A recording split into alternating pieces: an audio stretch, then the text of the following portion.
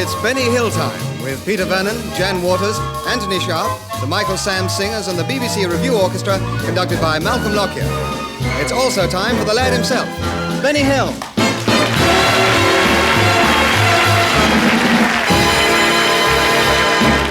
Well, now, a few weeks ago, we took the nursery rhyme Jack and Jill and showed you how it might be presented by different programmes. And this week, we thought we'd do the same thing again with Little Bo Peep. First of all, here it is in its original form. Little Bo Peep has lost her sheep and doesn't know where to find them. Leave them alone and they'll come home, bringing their tails behind them.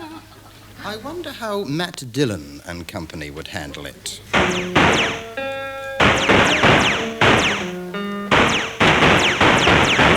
It's awful quiet out there tonight, Marshal.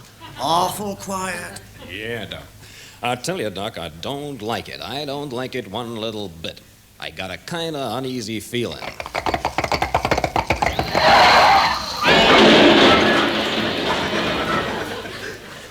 Say, what in tarnation's that? Hi, Mr. Dillon. Oh, Chester. Hi, dog. Say, Chester, your leg, it was always stiff. Now you're bending it. What happened? Guess I must have broke it falling off my horse. Mr. Dillon, I just come over from the Peep Sheep Ranch. Is old man Peep okay? Yeah, he's okay. It's his daughter, Bo. Say, I never knew he had a daughter. Yeah, he don't talk much about her. She's awful worried. Oh, I'd better get this down. What's her name again? Bo. How do you spell it? B-O. You know, I didn't know about her either. She don't have many friends, Mr. Dillon. Well, now, what's the trouble? She was out rounding up a herd of shorthorns, and some fella fires a shot, and all her sheep just up and stampeded. Did she get a look at the guy who fired the shot? Yeah, she said he was about 7 feet tall, with a red beard and black hair, and a patch over one eye and one ear missing, and a wart on his nose. But other than that, he was just like any other fella. Looks like he stampeded them sheep so's he could steal them in his own good time. I better get over to the Peep Ranch right away. Shall I come with you, Mr. Dillon? No, Chester, you better go and have a talk with Miss Kitty down at the Long Branch Saloon. See what you can find out.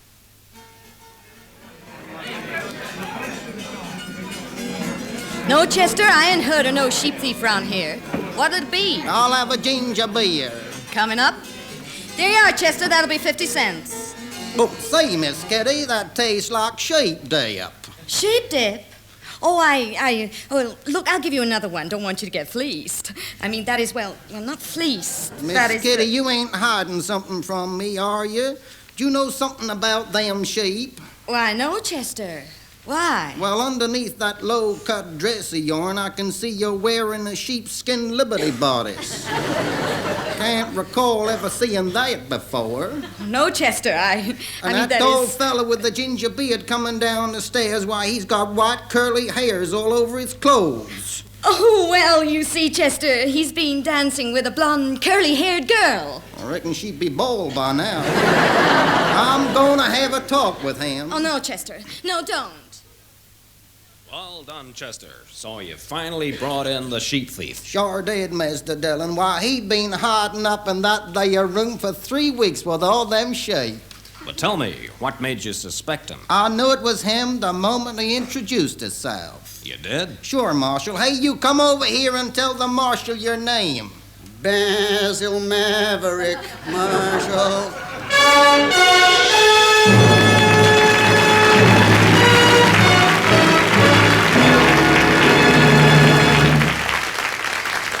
I wonder what the National Theatre would make of it.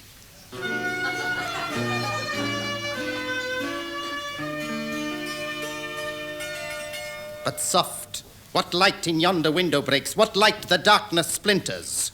Why, 'tis a maid of some 17 summers, aye, and 47 winters. Odds bodkins, 'tis the maid Bo Peep, a pacing of the floor, concerned for her sheep. Those sheep who would one day be transformed into mutton, to appease the appetite of some fat-bellied glutton. But picture, if you will, the sheep. One of them a black sheep, who left the moor as sly as any elf, and yet a sheep who was as black as any moor himself. A ram, a horned ram, who did his mistress's entreaty spurn and wandered off and lost himself, trying to make a U-turn.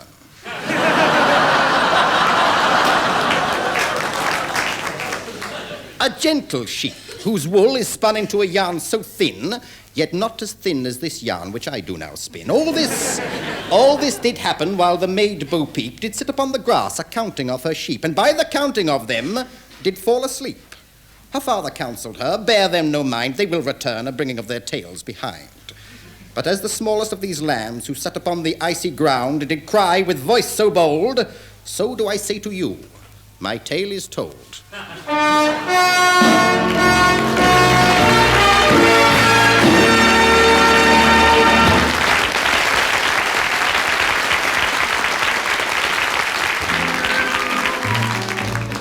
Love began down in Saint-Tropez, as it can down in Saint-Tropez.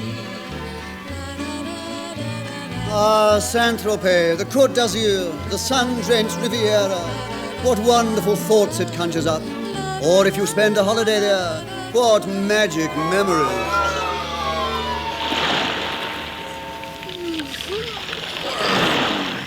Smashing down there, isn't it, Harry? Oh, yeah.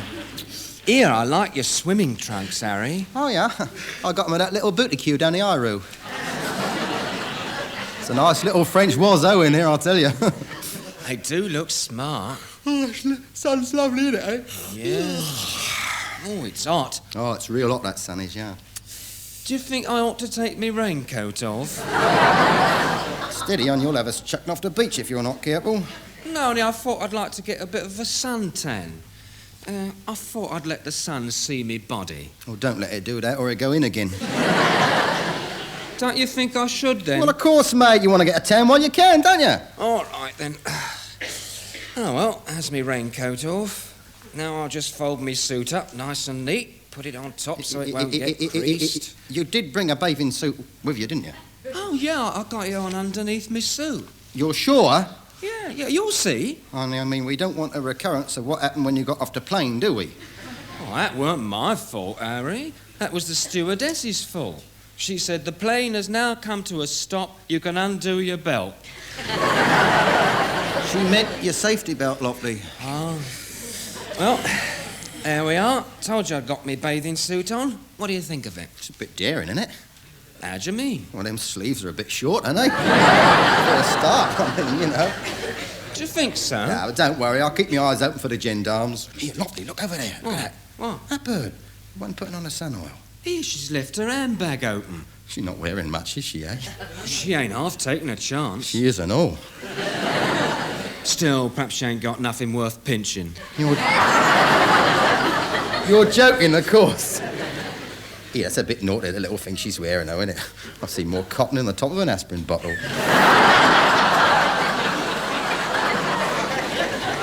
Here, don't let her see you watching, Harry. She'll think we're cheeky. She'll think we're cheeky? Cool, mate, and her wearing that. Here, Harry, I would half like to talk to her, I would. Well, how can you? Can't speak French. It's as much as you can do to speak English. Why, it don't matter. Look, I bought you a French-English dictionary, didn't I? Yeah. Well, look it up, then. Oh, OK. Yeah. It's a bit awkward, Harry. Why? Well, all the words are, like, in different places. I can't find some of them. Oh, give us it here, right now. Where's your appendix? In Middlesex Hospital.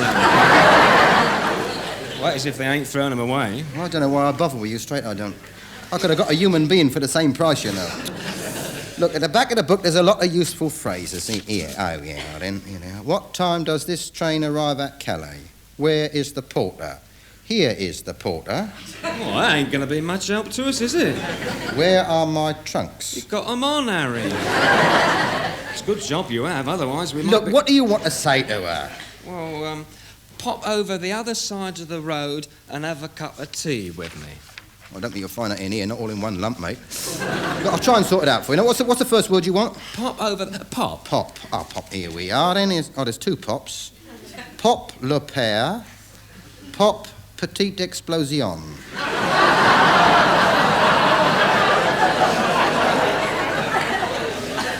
I think petite explosion sounds more French. Right, then pop over, sir. Eh? Sir. S-U-R, sir. Oh. Petite explosion, sir. Yeah, that sounds all right, yeah. Hey, hurry up, she's getting dressed. She'll be off in a minute. Pop over the other side of the road. The other. What's the French for the other?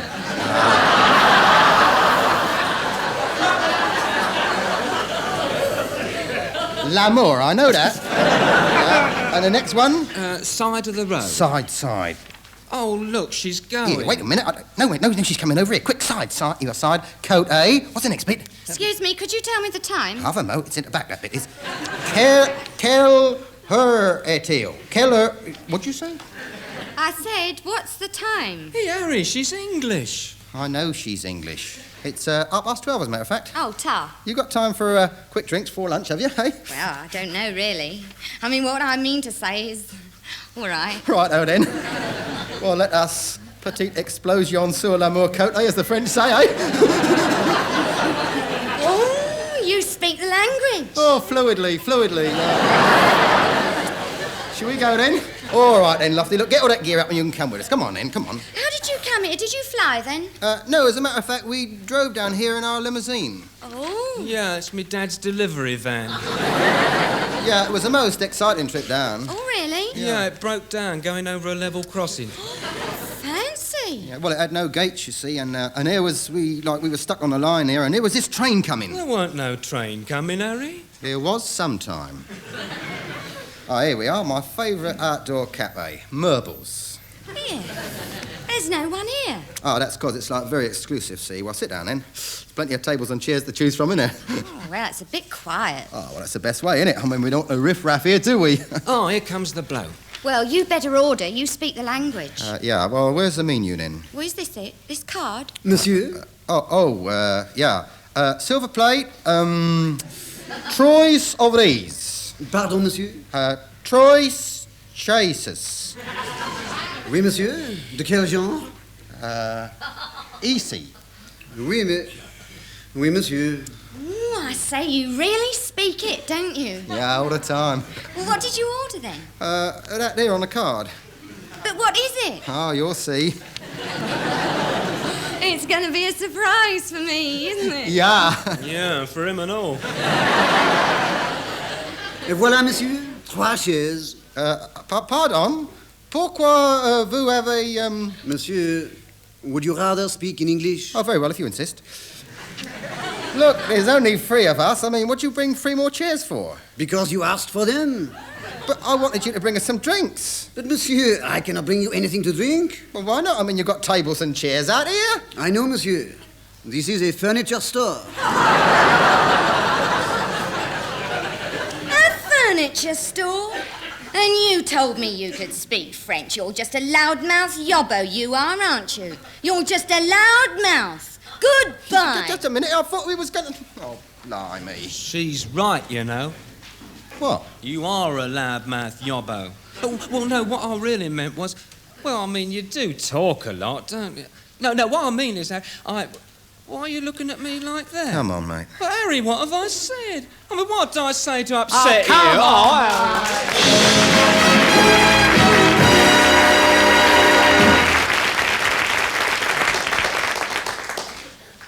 We present We Want to Know, an inquiry into matters of everyday interest.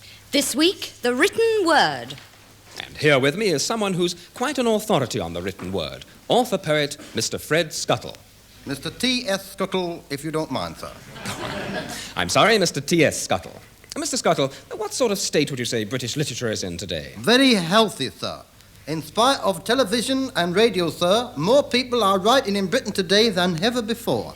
Oh, that's most encouraging. Do you read very much yourself? All the time, sir. Really? You must have a lot of books. Books, sir? I don't have any books. Well, what do you read then? Walls, sir. I beg your pardon? I read walls, sir. That is where you find the budding Shaws and Shakespeare, sir, on walls, not in books. You amaze me. Oh, do I, sir? Well, it's obvious, sir. I mean, Fred loves Mabel, chalked on a wall, tells more in 3 words than Victor Hugo did in the whole of As You Like It. You know, this never occurred to me before. Oh, sir, people have been writing on walls since time immemorial, sir, they have. Back deep into the annuals of time it has been happening. So, look sir, I'll give you an example. So, last week I was in Hastings, and etched deep into one of the walls there, sir, was, "Normans go home." What a cry from the heart that must have been, sir. Yes, indeed. You see, sir, the wall is permanent, paper is not. Books can be destroyed and mutilated, sir. But if you write on a wall, sir, what harm can come to your words on a wall? Especially if you write it high up.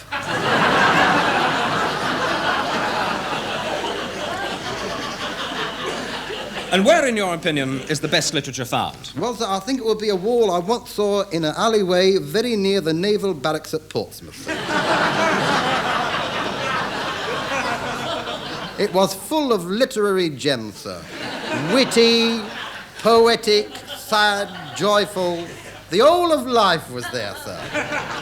And beautifully spelt. And you know, sir, what really touched me, sir, was the lovely thought across the top. It was beautiful, sir. Written in bold capital letters, sir, it said simply, "Happy New Year to all our readers." Oh, thank you, Mr. T.S. Scuttle. One of the lesser-known art forms, which falls into the category of literature, is that of translation. To take a fine piece of literature in one language, break it down, and assemble it as an equally fine piece of literature in another language is no mean feat. And someone for whom this task holds no terrors is Roland Stodie. Hello. Mr. Stodie, in your job, I suppose it's not enough just to know the language. One would also have to know the idioms and colloquialisms and idiosyncrasies of the people. Oh, yes. I think.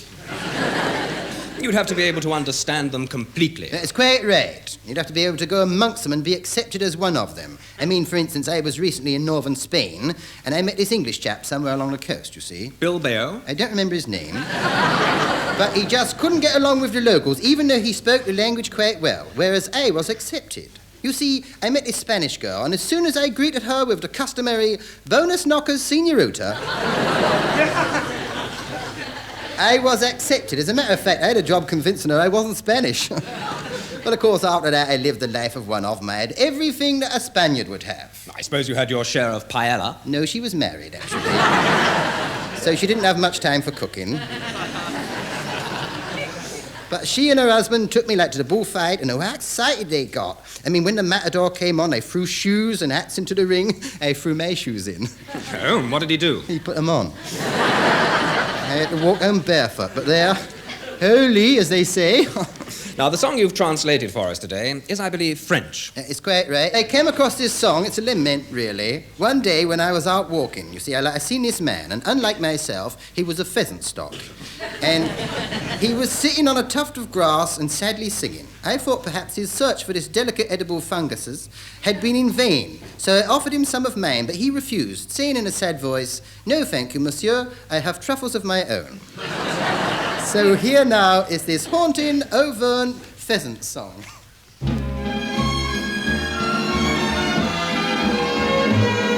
You told me I was the only one that you could not resist.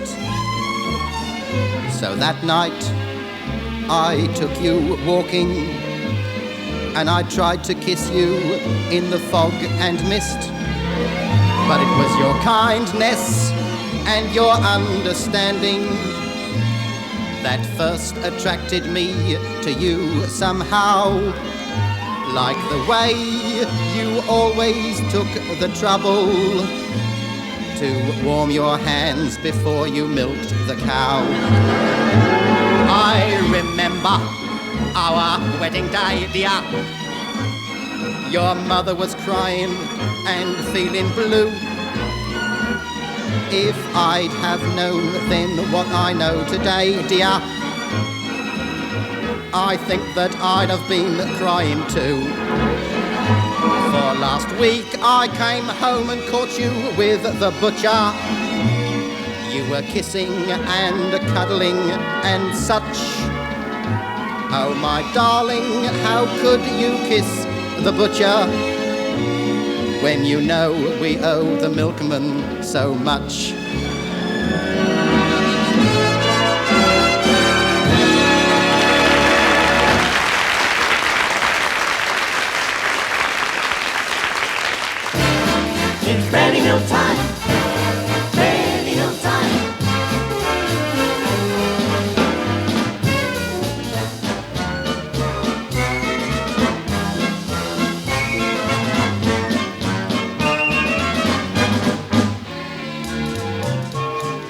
That was Benny Hill Time with the BBC Revue Orchestra, conducted by Malcolm Lockyer, the Michael Sam Singers, Peter Vernon, Jan Waters and Anthony Sharp.